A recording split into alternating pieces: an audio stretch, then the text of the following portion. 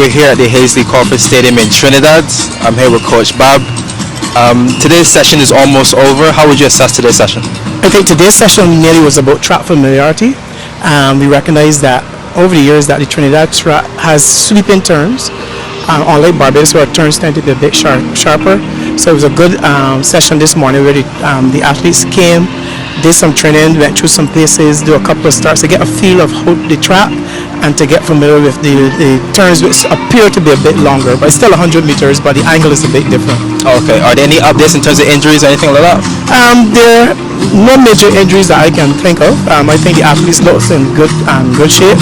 I think it's just a matter of executing on the day and staying competition ready physically and mentally. Okay, you've been coaching for a long time. Talk to me about the impact that has on the team and the differences that has come about from coaching. I think that we have a different type of athlete these days. They're active, they're talented, but some of them lead sedentary lives outside of training. Okay. So it's a bit more challenging to get them really up to scratch in terms of some of the natural abilities that we were accustomed to in my early days of coaching, where they play on the outside, they throw, they jump, and then you have a lot of neighborhood activity. But we have a different type of athlete these days where most of their physical activity is done at training. So that is one of the challenges that we have, but we still have that type of talent that we are seeing in Barbados, but we need to look at ways where we can harness it a bit more to produce medal-winning performances. Talk to me a bit more about the harnessing the talent. How do you do that, and how does your experience play that role in helping you do that? I think we have a lot to thank we have to thank the PE teachers in Barbados a lot for finding unearthing talent during their PE sessions and at their various house sports. After that talent is located and we see it, then they're encouraged to join the many track clubs around Barbados.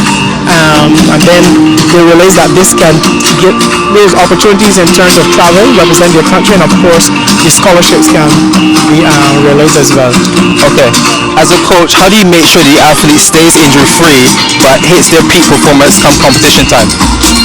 Recovery is important. Okay. Sleep is important, and we encourage those things. They don't live at us, but we try to reinforce that those are the important things to do if you're going to remain competition ready, if you're going to be injury free.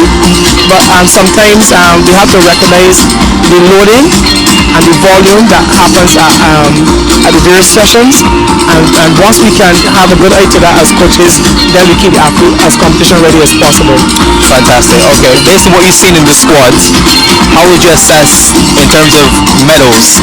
Are we looking good for medals, or? I would say if our athletes perform as we expect them to, if they're in this setting, they use the type of energy that we see at the secondary schools, where they raise the level to represent the schools.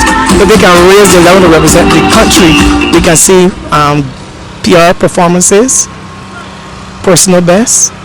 We will see, and if those personal bests move them to the podium, we are even more satisfied.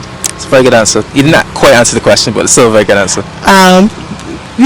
Everybody came to CARIFTA looking for medals. There's no guarantee, but once the athlete go there and they give up their best, then we are satisfied. And when you give up your best, no one can ask anything else of you. Fantastic. But we're hoping that those personal bests translate into medal-winning performances. Thank you very much. Okay.